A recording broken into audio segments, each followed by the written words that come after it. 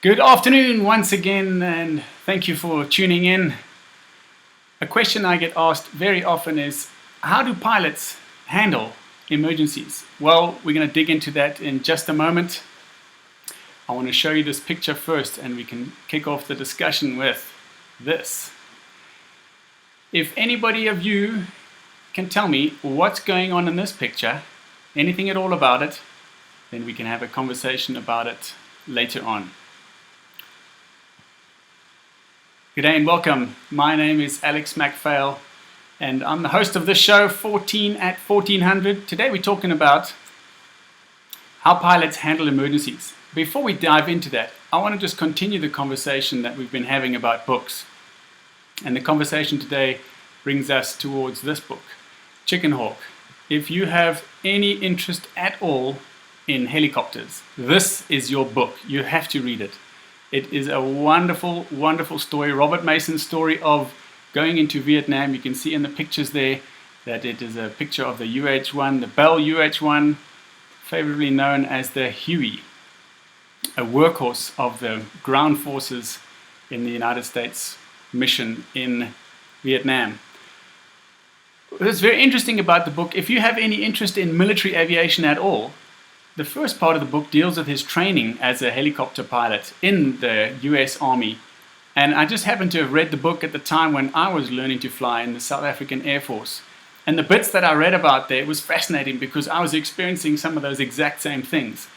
Being chased around, running, discipline, there seems to be quite a common theme for militaries all around the world. And in the years later, and having met with many people from all over the world in different militaries, from the United States, the United Kingdom, Australia, New Zealand, Sweden, Italy, Germany.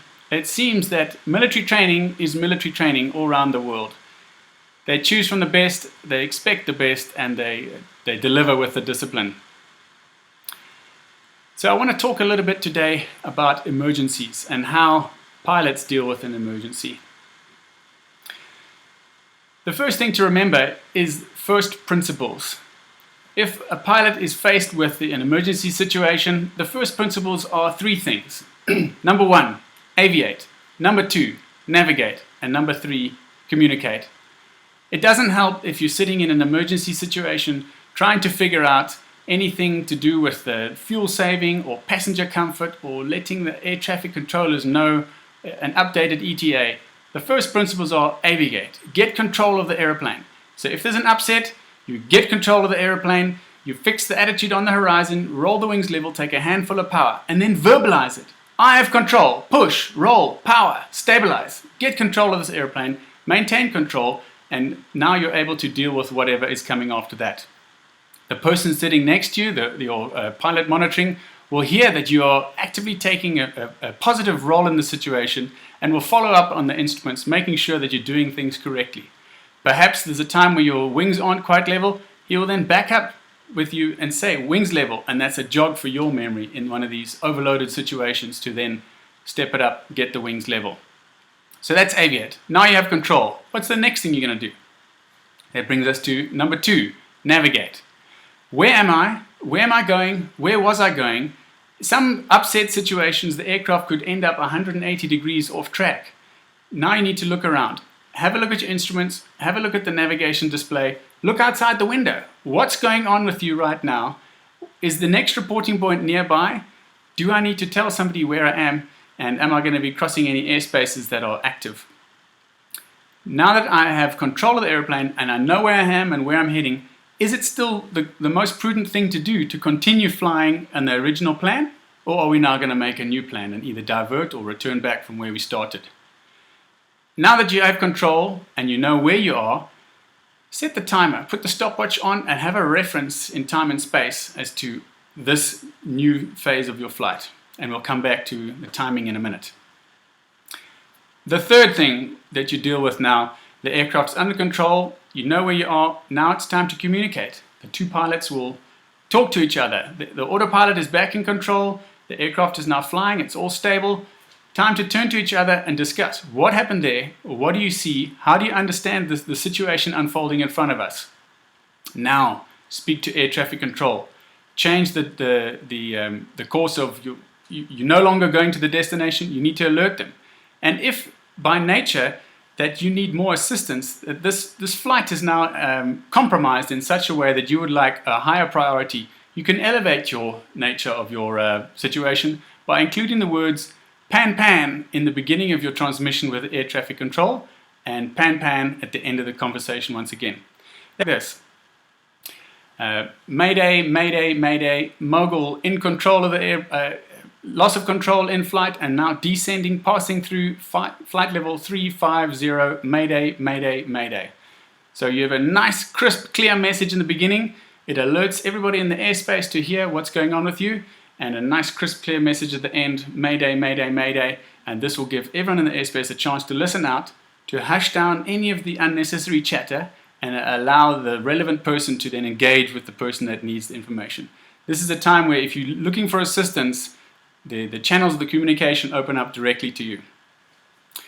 So to review the situation, it's aviate, navigate, communicate. In that order. It's no good looking after your communications or your fuel flow while the aeroplane's falling out of the sky. And just a final tip I want to talk about this part of the dealing with the emergency and first principles is now is not the time to try something new. Now is the time to stick to your principles, fall back on the knowledge that you've already gained and your experience, and go through the drills, go through the first principles. Once it's all stable and the aircraft is going where you want it to go, people know about you and you're in control, now's the time to move into the second phase of dealing with an emergency. And this is the risk management phase, otherwise known as the decision-making model. Now it's time for the crew to get together, and the two pilots will have a conversation and try and understand the nature of what went on, what actions are needed, and how we're going to change the course of the next part of the flight. It starts with the reference in time. Once again, I told you earlier, you start the stopwatch. Now you have a reference as to how long you've been in this situation, because it's no good being in an excuse me, you're on our way to New York on a long international flight. There's no place you can pull over and fill up at a filling station. Time is critical. Your time is now measured in minutes, and how many minutes have you got left in the air? So the reference is in time, and now it's time to discover the facts. What's happened, and unpack all the facts as you've seen it and as you understand it, and it's not time for guessing. Now you discover the facts. Once you are familiar with the facts, it's now time to discuss the options. We've got options, option A, B, and C, and each option will have an associated risk that goes with it. The risk could be that you shut off a system. The risk could be that you have a situation with the passengers not ending up where they want to be. Each option will come with its necessary risk. You could continue on the flight, you could divert to a new airport, or you could return back to home base. And each one will have its own risk, and play these all out to see which is the best decision in the end of it. Now that you've figured out the options and the associated risk, it's time to make the decision. But just before then, this is a good point where the two crew members will now discuss. Remember, each of you have flown independently and for many, many years. And it's time to now draw upon those years of experience. And this is where we come to experience. So experience comes in. And you may say something as simply as, have you seen anything like this before? And this will give the opportunity for the other person to share the information that they've received. Maybe in the last year, they've had a very similar thing. And they know what the next logical stages are and how this thing will play out. So now's the time to discuss it, to just be a little bit more aware of what's coming. Or alternatively, you may be the person with experience and you say, I've seen this before and I know that this is the way it plays out. We'll just be aware that this is a unique scenario, but understand what may come. Once we've got the experience out the way and how we've added that to our decision making, now it's time to decide. Make the decision. This is what we're doing. We're taking option one based on these and these and these risks. We're turning back. Now that you've made the decision, it's time to execute. John, contact Johannesburg and request a priority landing back on the southerly runway. I'll speak to the passengers and the crew, let them know what we're up to. You set up the flight management, and on we go back to the airport. It's clear. The decision has been made. Now it's time to execute, allocate the duties and the roles, and get the job done.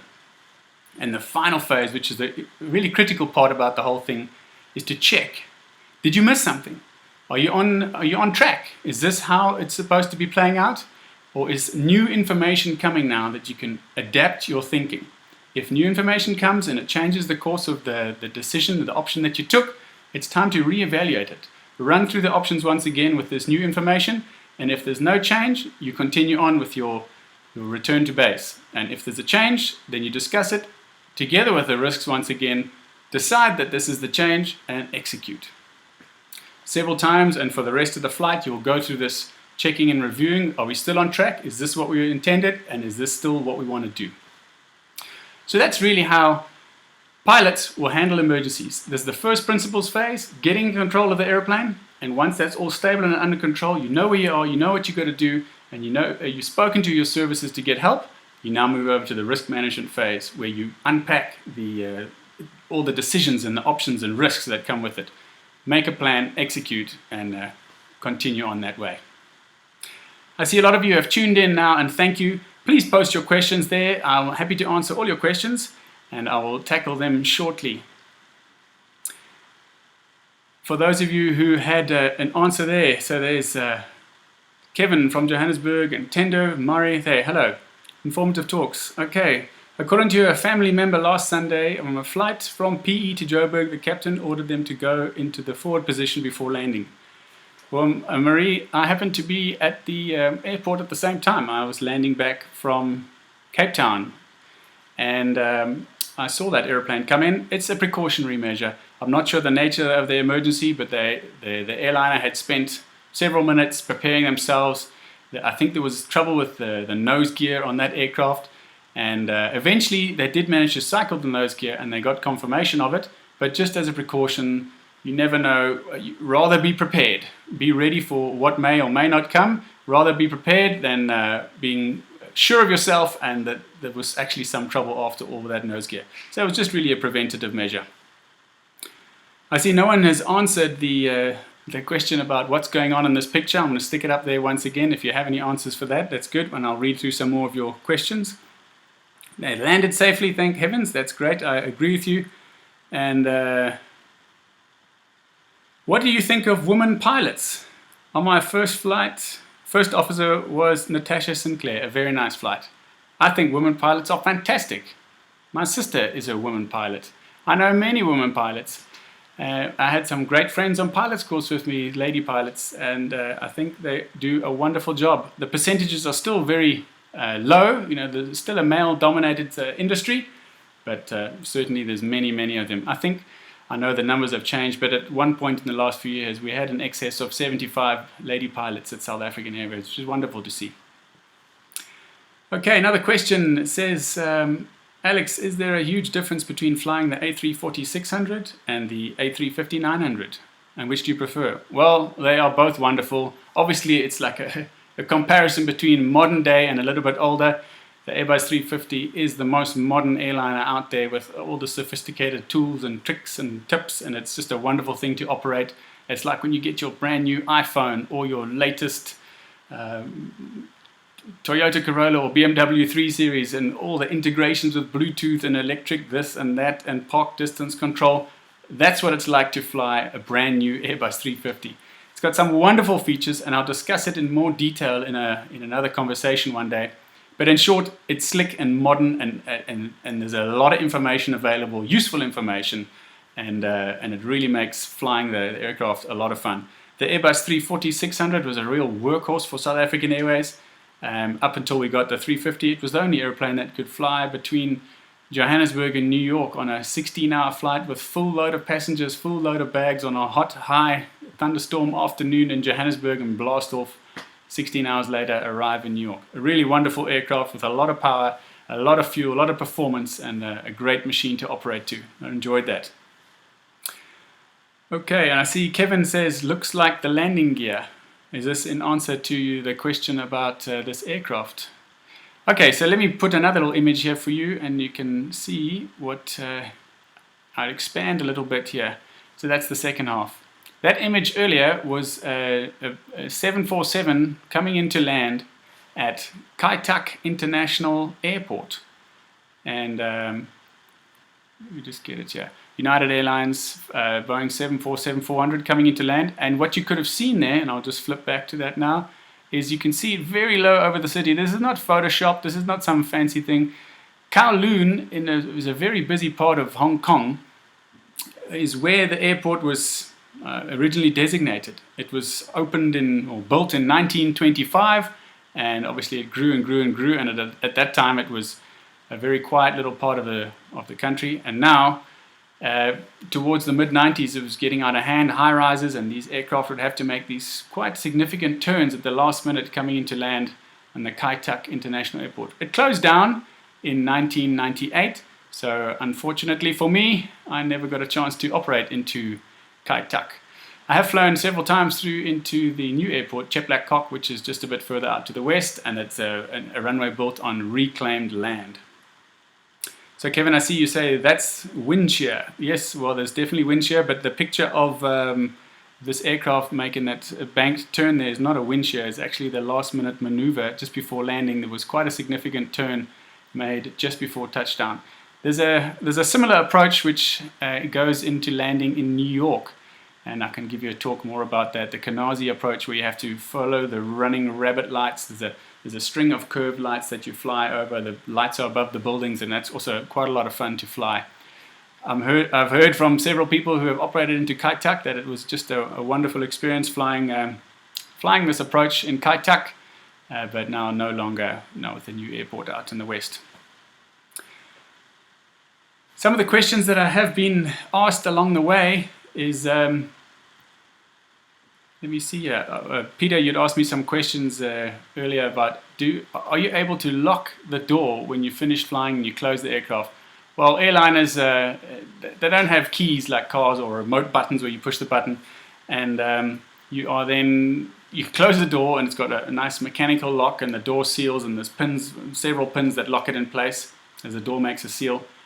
But remember, when we get off the aircraft, we walk down the stairs, and from the Airbus 350, it is, I'm just going to be an educated guess here, it's in the order of, the door level is about 5 meters off the ground. So if you don't have stairs to get up to this airplane, and I don't mean just your average step ladder, you need a significant step ladder to climb in. So no one's going to get in, so there's no real need to lock the doors. I see Deb asking a question, can you talk about the training you do in the simulator for various emergencies? Sure, Deb. We airline pilots go into the simulator for 2 days, twice a year, and each session is 4 hours long. There's a thorough briefing that goes on beforehand. The simulator session is 4 hours, and then there's a debrief which goes on afterwards. In modern airliners like this Airbus 350, with all the fancy equipment and high-tech computers, you can imagine that things can also go wrong. And in the new generation of airliners, there's about 4,500 different things that can go wrong. So it's not possible to learn and see and practice all the different emergencies. It is very important to learn and to train, and how we do it now is to teach the pilots the basics of good decision making, in order that if you're faced with some technical anomaly and some emergency, you use the principles as I explained earlier to unpack and find out what is the required next step. These airliners also have a computer system which guides you through the emergency. So if it can detect that a system has malfunctioned, it will alert you to it, and it will also tell you how to activate the secondary or the backup system, and you'll run through that and select these switches on and off that are required, and it will guide you through that principle. So that in a modern airliner falls part of the first principles phase of Aviate, Navigate, Communicate, get control of the systems, and then once all those things are taken care of, we now go through the risk management and decision-making model. Thank you for your questions. Well, it's been a wonderful afternoon chatting with you again. Please subscribe to the channel. Please share it with your friends and family. And I'll be here every weekday, 14 minutes at 1400 for the next 3 weeks, and presenting talks on things that you want to ask about. So if you're interested in something, send me a comment below, send me an email. I will stick up my webpage over there, and we can continue the conversation on Monday at 1400. Thanks for tuning in, and stay safe.